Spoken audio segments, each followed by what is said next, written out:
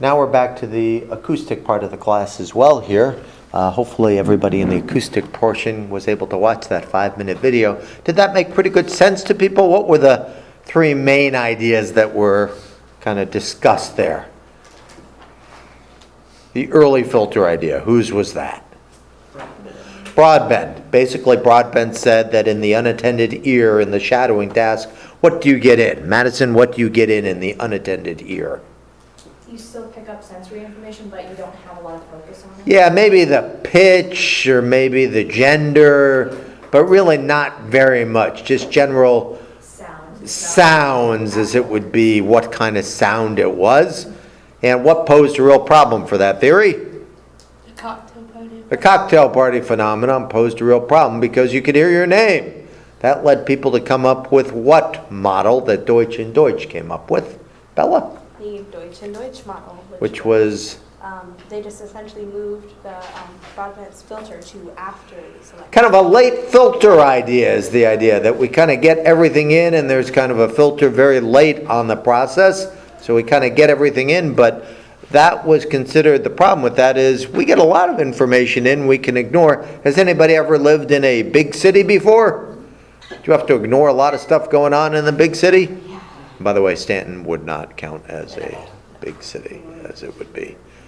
Sorry about that. I'm thinking New York City, Philly, Boston, those kinds of places, Chicago. So a late filter, getting everything in would be another idea. And what was the third and final theory put forth? Hannah, what was the third and final theory put forth? Treisman. Oh, attenuation. And what was the idea behind that? The attenuator, I don't. Lily, can you help her out a little bit? Yeah, What was? the video was going so fast that I was still trying to get stuff from the other part, so I'm going to go back after class and watch the video again to get what I Okay, well, let's see if we can put it out to the group. Go ahead, Ashante. The unattended ear is not as high of a priority, but you still get the information. So it kind of modifies things. There's kind of an attenuator there. You can get some stuff in, but it's kind of weakened in that ear. So Treisman's idea wasn't so much early, late, kind of categorical. It was things get attenuated so you don't pick up as much.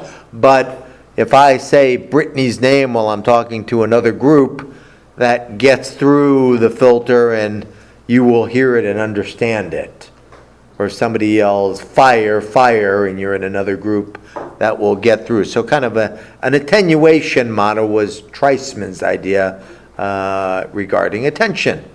So are people pretty clear on the ideas of the different filters? Okay, let's move on to kind of part B here. So we know about the history and where it fits in. I wanted to talk about another topic. I wanted to talk about Roman numeral 4 here, automatic versus controlled processes.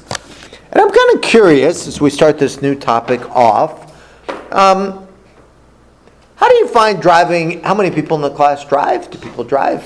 Sorry, I have to ask that question. My daughter has epilepsy. She's not allowed to drive. And I actually had a seizure last year, and I couldn't drive for 6 months. Then when I was able to drive the next day, I stepped down from my job at Jefferson College. So it's good I can drive now. I'm coming up here a couple times a week in Virginia Tech. But anyway, driving for you. How is driving for you now? Pretty simple and basic. How was it when you were learning how to drive? Madison, how was it when you were learning how to drive? Kind of difficult. I felt like I was focusing on a lot.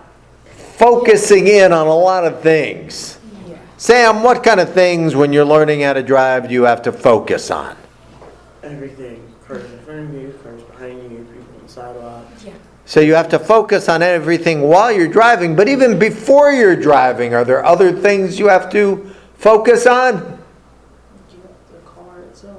Turning the key, looking in the rear view, the seat belt, staring at things. Now, when I learned how to drive, did anybody learn how to drive on a stick shift?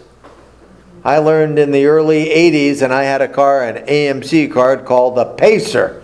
It's kind of a big donut, as it would be. and it was a stick shift. Has anybody ever driven a stick shift before? Yes? How is it to drive a stick shift?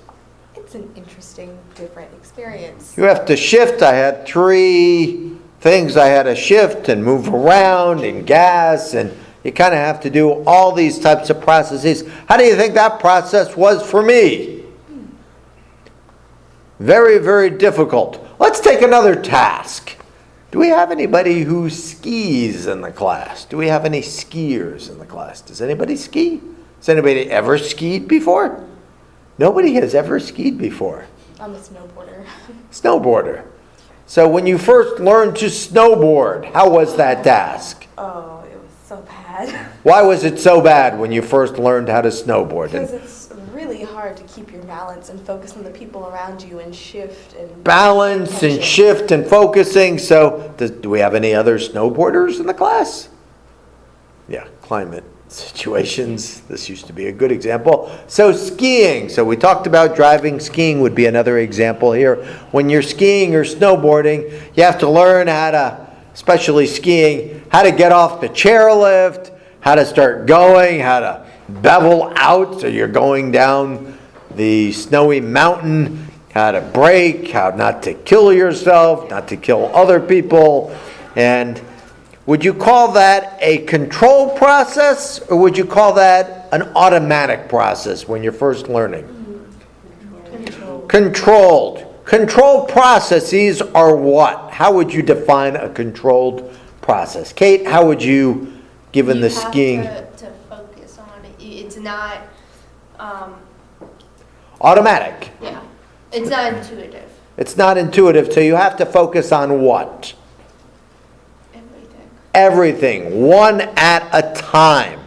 Serial processing, one at a time. Do this, do that.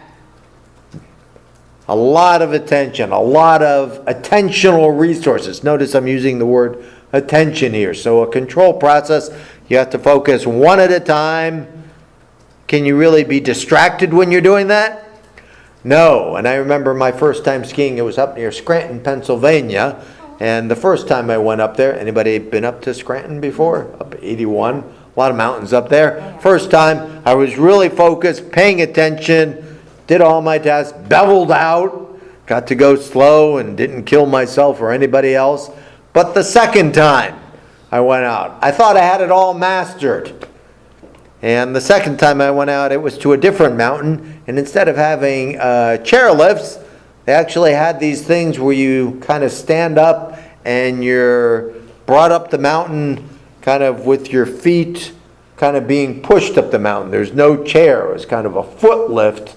You would go up the mountain. So I'd be going up the mountain on the foot lift and talking to my friends and hanging out and saying things. And all of a sudden, guess what happened? I kind of lost my balance just a little bit, kind of like a snowboarding thing. And so I lost my balance, and when you lose your balance and you're on a little toe lift situation, what do you end up doing? You end up oopsie-daisying it a bit, kind of getting off it. One foot kind of came off, and what do you think started happening to me? Panic, panic, panic. I'm sorry, Inside Out. Anybody see the movie? You start panicking. So I lost my ski. Could I get it back on the toe lift? No. And so what started happening over time there? Lost more and more of my balance. Slowly started to fade. The other ski kind of lost its toe clip as well. Hanging on for dear life, going through a wooded area. Eventually, just trying to get my balance back on. Do you think it worked? No. What do you think ended up happening to me? Say again? Did you say I died? Obviously not. You didn't die. I didn't I don't know die. how I waited many years after that But, too.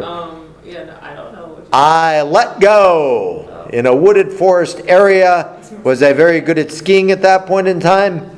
Not in the least. It took me about 20 minutes and I barely made it down the mountain because I thought it was a controlled process or I thought it was automatic. It wasn't. I needed to pay attention. So another theory that has come forth is this theory of automatic versus control processing. The things that are automatic, is driving mostly automatic for us now? Yeah. To some degree. We can kind of pay some attention to other tasks. So automatic versus control processing. I have another YouTube video for us to watch. So I'm going to turn the recording off here. And we're going to watch the second one, automatic versus controlled, and see where that gets us.